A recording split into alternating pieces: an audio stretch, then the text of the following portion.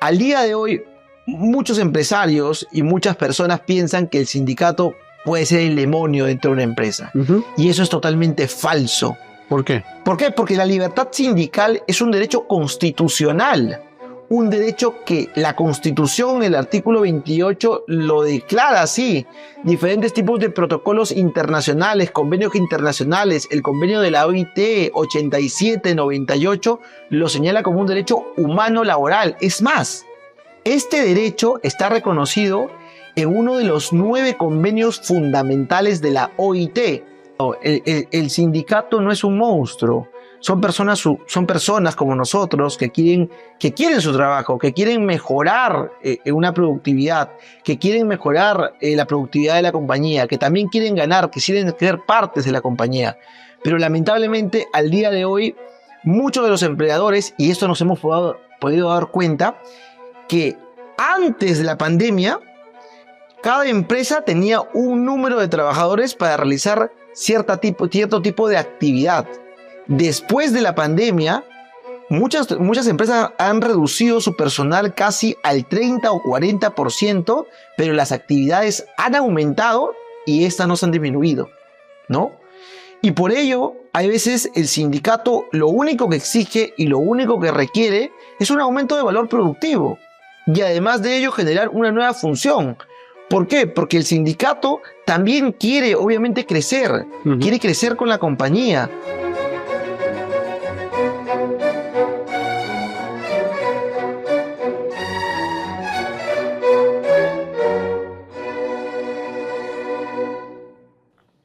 Hola, bienvenidos a un nuevo programa de la Tribuna de Gringley. Soy Hugo Mendoza y como ya saben, estamos todos los martes a partir de las 7 de la noche en todas las plataformas digitales. El día de hoy vamos a tratar un tema que me parece también súper interesante. Me refiero al tema del derecho laboral.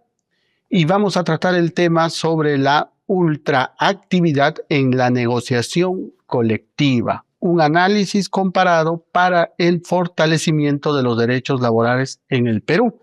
Como sabemos, existen negociaciones colectivas a nivel estatal, a nivel privado, y todo eso vamos a tratar el día de hoy con nuestro invitado para que nos diga en qué consisten estas negociaciones colectivas, qué se busca con estas negociaciones colectivas y qué es lo que existe como barreras, como obstáculos para lograr esas negociaciones colectivas, cómo se tienen que preparar los sindicatos para llegar en las mejores condiciones en una negociación colectiva y lograr todo lo que se han propuesto de estas negociaciones colectivas. Para hablar de todo eso, hemos invitado al doctor Javier Huancahuari Moya, abogado por la Universidad de Lima, magíster en Derecho del Trabajo y Relaciones Laborales por la Universidad de Salamanca, España, y también tiene una maestría en Derecho Laboral y Seguridad Social por la Universidad Nacional Mayor de San Marcos, y también doctorado en Derecho y Ciencia Política por la misma Casa de Estudios y magíster en Litigación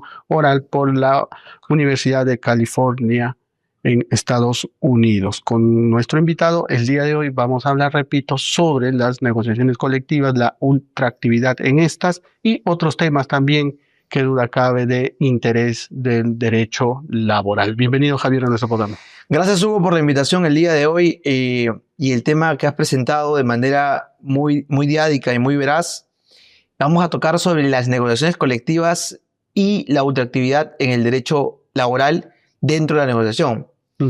Creería como introducción para el público que de repente nos observa y nos mira el día de hoy, la negociación colectiva y el derecho colectivo, porque yo inicié con el derecho privado, demandas de indemnización por daños y perjuicios, accidentes de trabajo, reintegro de remuneraciones y beneficios sociales. Pero ya entrando al matiz y estudiando un poquito más de lo que es la negociación colectiva y cómo se forma un sindicato y cómo éste negocia con el empleador, entendamos que en la negociación colectiva, en el derecho colectivo, desde mi punto de vista, es el derecho más democrático que se puede dar. Porque es una fase donde un gremio de trabajadores, un conjunto de trabajadores, a través de 20 trabajadores, formando un sindicato, constituyendo este híbrido de persona jurídica, negocia con el empleador.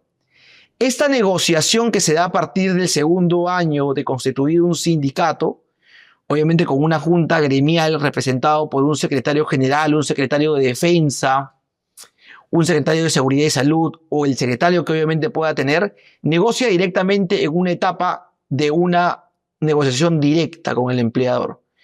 Estas negociaciones tienen que ser informadas al Ministerio de Trabajo de cómo se inicia una negociación después de un año de constituir el sindicato, y el sindicato tiene la posibilidad, obviamente, y el derecho constitucional de negociar con el empleador.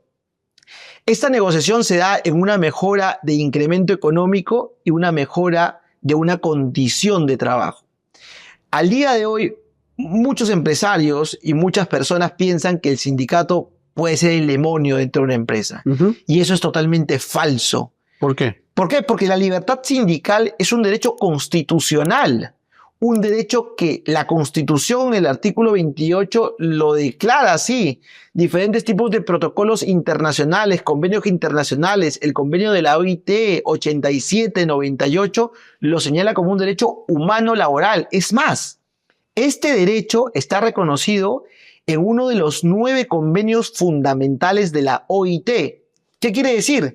Que este convenio, aún así, si el Perú lo rechazara y no lo suscribiría, pero si está suscrito en este caso, se debería de cumplir. Es tan importante este convenio colectivo porque sirve, obviamente, para poder, y busca y apunta a la nivelación de sueldo, y estas remuneraciones sirven para poder luchar con los incrementos de precios que puedan existir. Uno se preguntaría, la inflación, la inflación, porque ¿cómo nos preguntamos? Al día de hoy, muchos de los productos que venden determinadas empresas se elevan. Se elevan el pan, por ejemplo. El pan, el azúcar, la leche, el pollo y entre otros. Hasta los productos internamente que pueda vender el empleador. ¿Ok? Vamos a una empresa que vende llantas. Los precios de las llantas se elevan, pero paralelamente el costo de esa elevación de precio tiene que ir de la mano con una remuneración en base a la inflación, en base al IPC, el índice de precio del consumidor, pero lo que no existe es ello.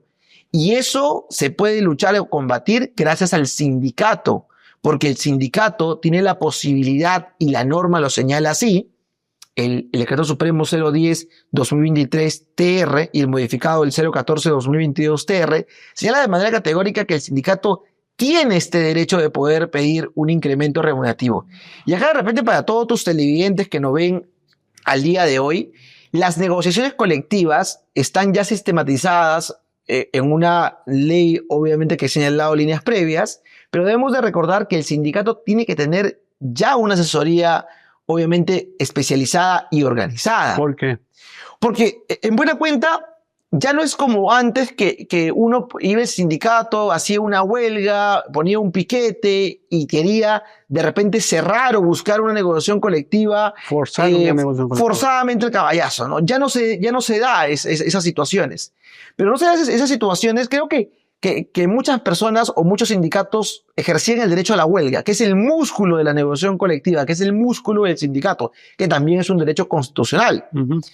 Pero al día de hoy, la normativa, el 023-2010, nos da ciertos mecanismos que el sindicato tiene la posibilidad de pedir esta información económica financiera, los estados financieros, los balances contables, el número de trabajadores afiliados, el gasto, la pérdida, para poder tener un análisis contable.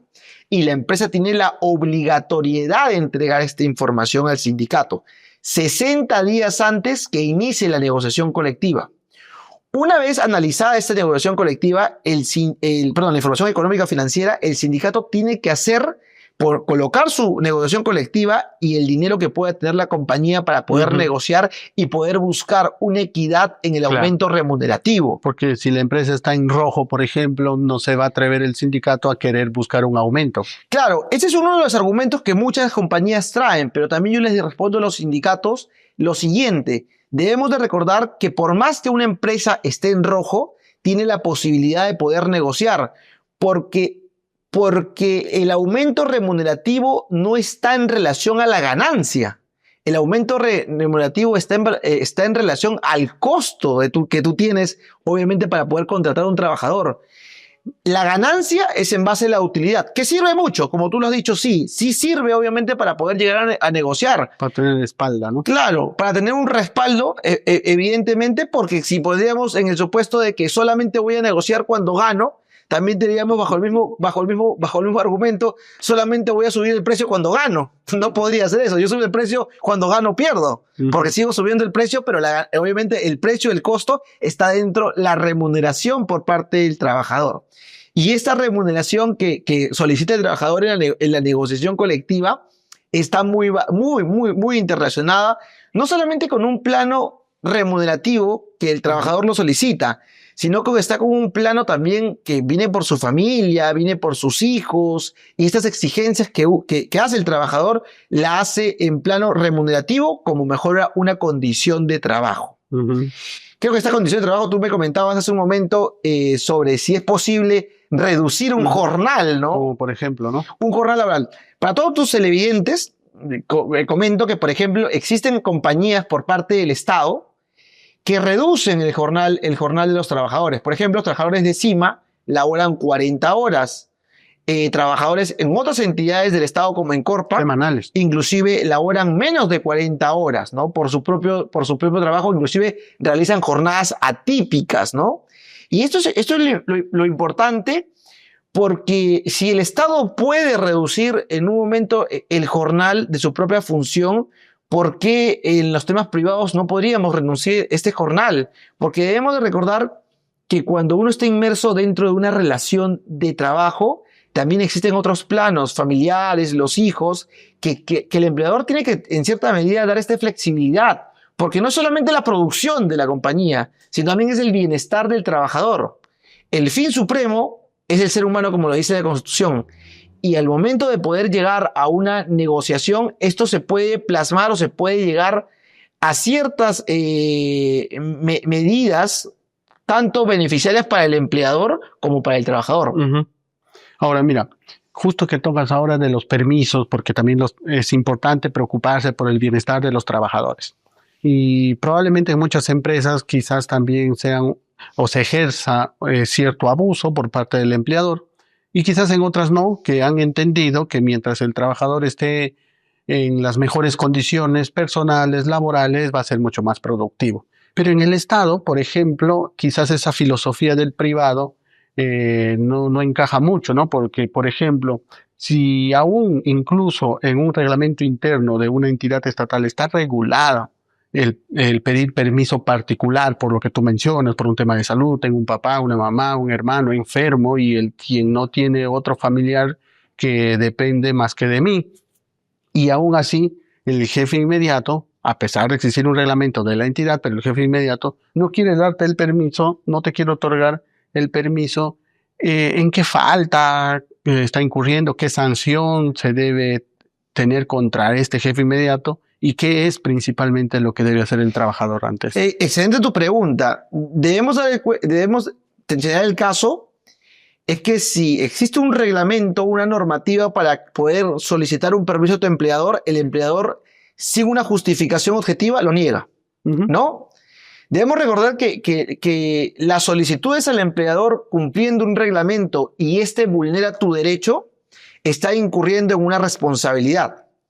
No una responsabilidad, porque debemos de recordar que muchos empleadores, y esto es un caso muy particular que ocurre en ciertas compañías, dicen, como yo soy gerente de recursos humanos o tengo un cargo de recursos humanos y puedo sancionar al trabajador, el único responsable aquí sería el empleador, ¿no? Porque es una persona jurídica, al final hay que despedir a la persona jurídica.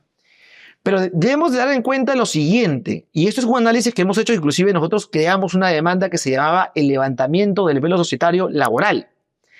Nosotros identificamos que una compañía había obviamente actuado de manera consecutiva despidiendo a los trabajadores afiliados a un sindicato. Quiero hacer el análisis más o menos, generar una analogía con el caso que tú me planteas. Porque si esta compañía y el empleador, a través de su gerente de recursos humanos, firmaba y despedía, nosotros lográbamos reponer al trabajador. y que evidentemente, legalmente, la persona que firma una carta de sanción o que niega en este caso la salida, tiene que hacerlo bajo una razón justificada. No vulnerando derechos fundamentales, porque evidentemente esa persona que ha pedido el permiso probablemente lo hace para poder llevar a su hijo al colegio, de repente compartir y el Estado lo ha permitido de esa manera.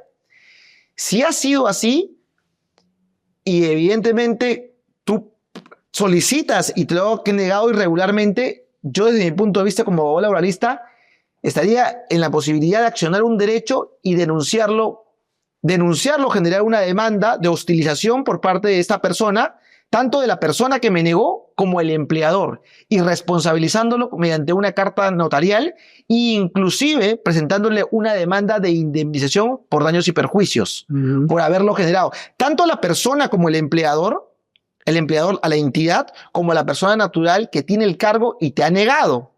Porque en el caso que yo colocaba hace un momento, logramos nosotros investigar después de un año. La SUNAFIL le había puesto más de 1 millón de soles de multa a esta compañía, pero aún así, la función del empleador era despedir trabajador afiliado y despedir trabajador afiliado. Los reponíamos judicialmente y el juez decía, el despido que ha sido incausado ha sido fraudulento o ha sido nulo, vulnerando derechos fundamentales. Entonces, a partir de ello, nosotros generamos una demanda de levantamiento del deber societario, diciéndole, la SUNAFIL le ha puesto medio millón, 10 jueces han repuesto a los trabajadores, aún así el empleador aún sigue cometiendo los mismos actos. Entonces, la única manera sería responsabilizar a las personas naturales que están ejerciendo este poder por parte del empleador. En el caso que tú me has colocado, evidentemente sí hay un tema de responsabilidad por parte de esa persona que no tiene objetividad, porque debemos de recordar cualquier tipo de negación a una solicitud y que no tiene objetividad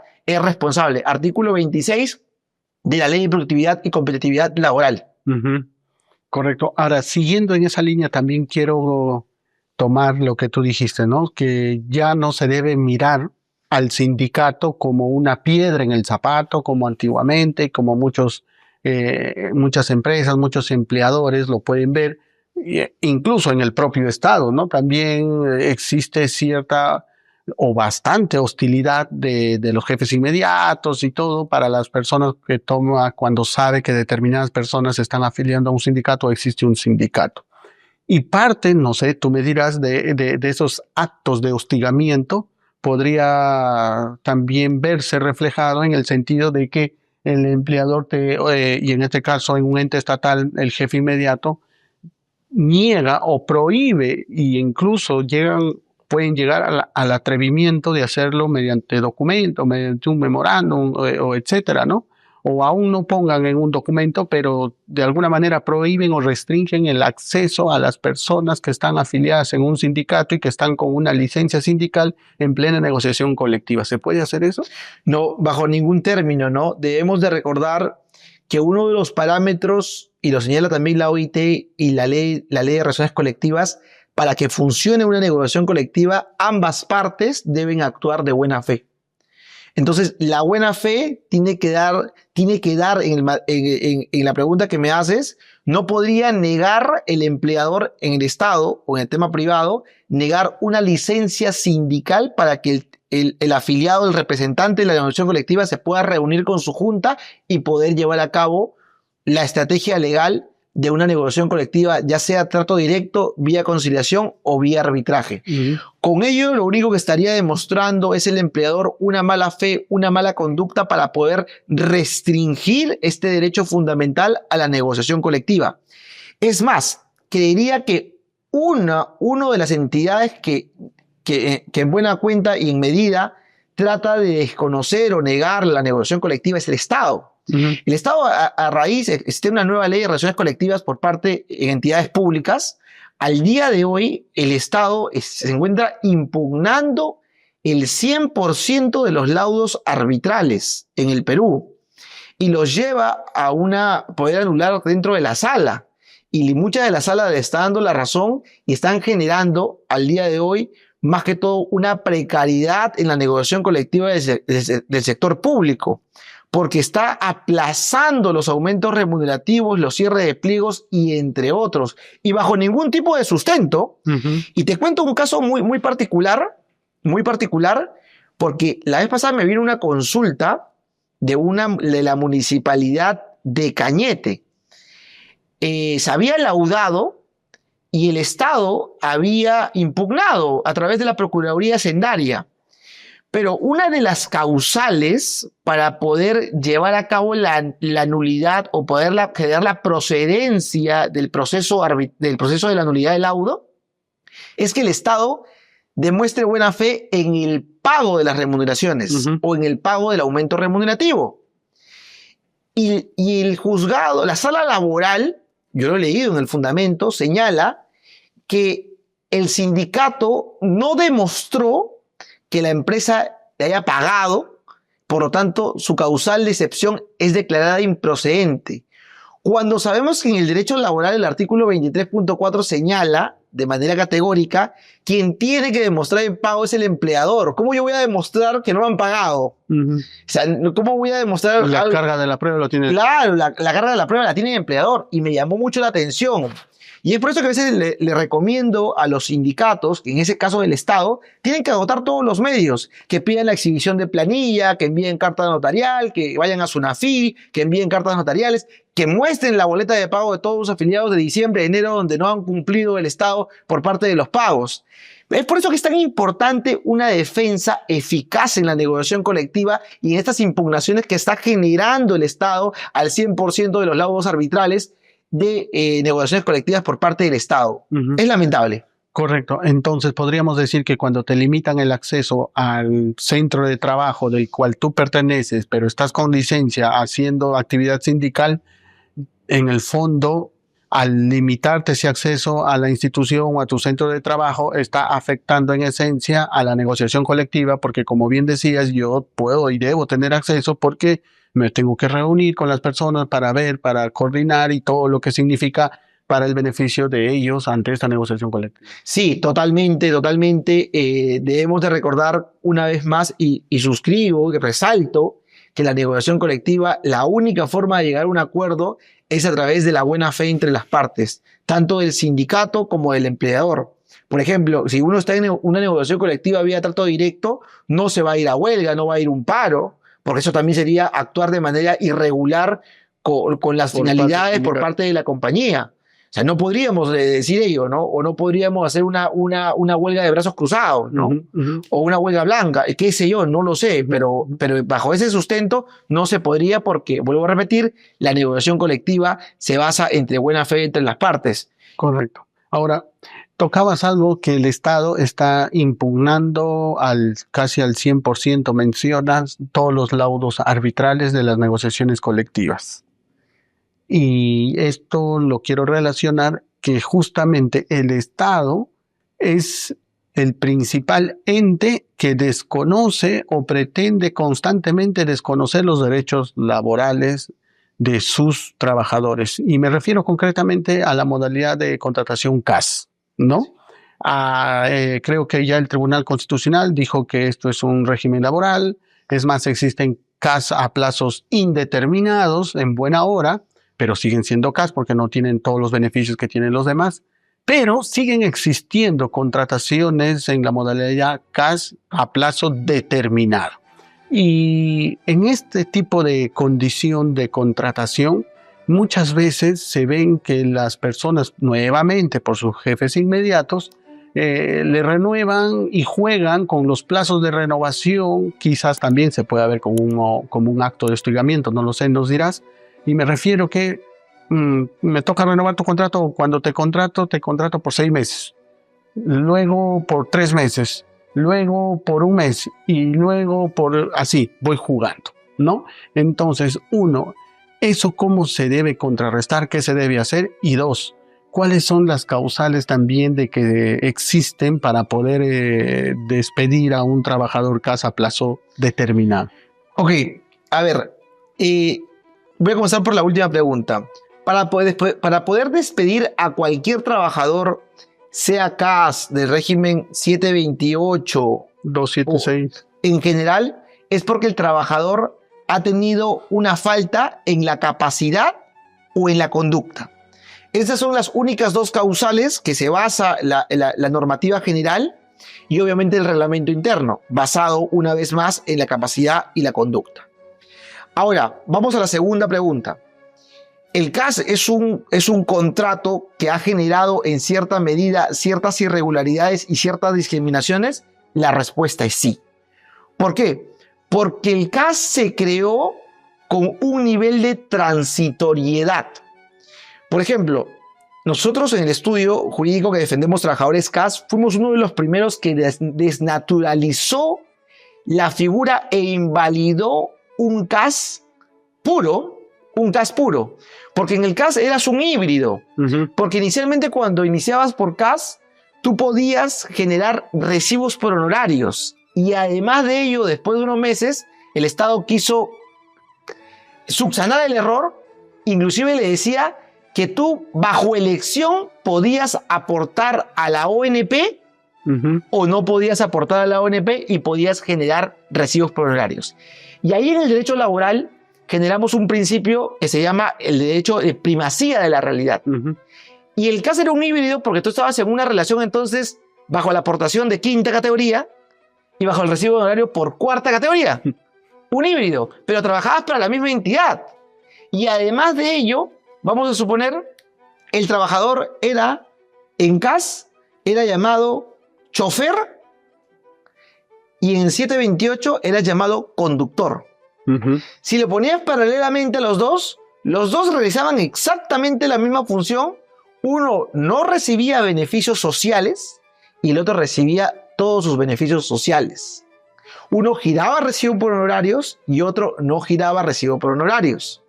Y ahí la figura es importante y es una comparación entre ambos.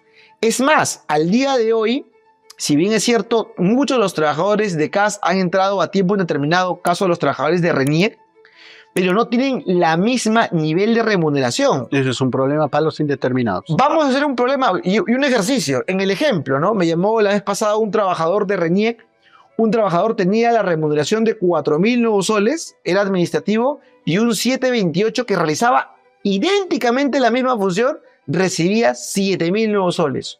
Uno con todos los beneficios sociales y otro a falta de los beneficios sociales.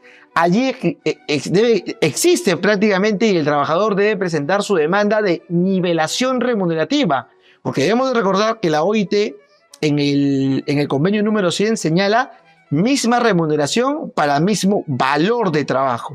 Si esto el trabajador lo tiene mapeado y lo tiene con medios probatorios argumentados uno por uno que realiza la misma función que un 728, se puede generar la invalidez del CAS y además la misma nivelación remunerativa con todos los devengados donde pueda demostrar que ha realizado la misma función. ¿Y todos los beneficios también? Y todos los beneficios sociales, CTS, gratificación y todo lo que venga. Correcto. Y ahora los CAS a plazo determinado que son condicionados muchas veces, que le renuevan un mes y después son condicionados para hacer algo que probablemente quizás no esté dentro de sus funciones, pero condición al fin para seguir renovándole cada 3 meses, 4 meses y juegan con eso. Sí, los CAS determinados todavía existen, pero debemos de recordar un punto importante, que solamente pueden ser por cargos de confianza. ¿Ok? Pero el Estado genera ese tipo de contratos supuestamente que son de confianza, que en realidad no son de confianza y los nombran determinados, ¿no? Eso tendría que, como son CAS, tendrías que irte a un proceso de servir para poder buscar tu desnaturalización y poderte nombrar indeterminado. O lo contrario, también generar otra estrategia y pedir una invalidez del CAS vía un proceso ordinario, pero eso va a depender de caso por caso. Correcto. Que se pueda dar. Claro, correcto, porque además, como bien dices, no, son de confianza, pero no son de confianza, porque finalmente pasan por un concurso, la misma entidad estatal hace un concurso y todo lo demás. Y bueno, finalmente quiero resaltar lo que dijiste hace un momento.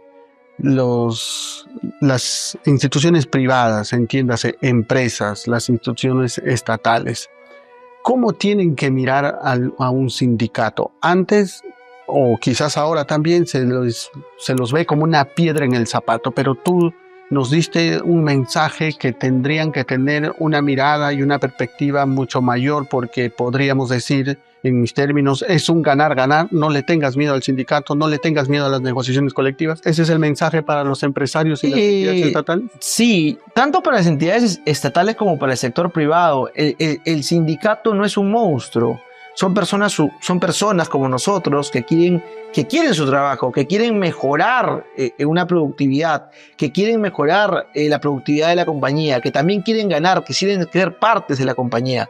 Pero lamentablemente al día de hoy muchos de los empleadores, y esto nos hemos podido dar cuenta, que antes de la pandemia cada empresa tenía un número de trabajadores para realizar cierto tipo de actividad. Después de la pandemia, muchas empresas han reducido su personal casi al 30 o 40%, pero las actividades han aumentado y estas no se han disminuido, ¿no? Y por ello, hay veces el sindicato lo único que exige y lo único que requiere es un aumento de valor productivo y además de ello generar una nueva función. ¿Por qué? Porque el sindicato también quiere, obviamente, crecer, quiere crecer con la compañía. Creo que hay formas de poder llevar una mejor productividad tanto con la compañía como un mejor beneficio para los trabajadores. Trabajar por los bonos de producción, por las productividades que pueden ejercer, por buscar mejores clientes. Creo que el empresario debería buscar al sindicato como un aliado más que una entidad que va a confrontar. Porque al final el sindicato lo que siempre ha buscado es que si le va bien al empleador, al trabajador también. Al trabajador también, por el tema de las utilidades. Pero muchas de las compañías, hay veces, tributariamente, tratan de desglosar sus utilidades, generándose en grupos económicos, grupos empresariales, y al sindicato, lamentablemente, o los trabajadores del sindicato, no les da las utilidades, pese a que tienen el derecho y pese a que generan la mayor productividad.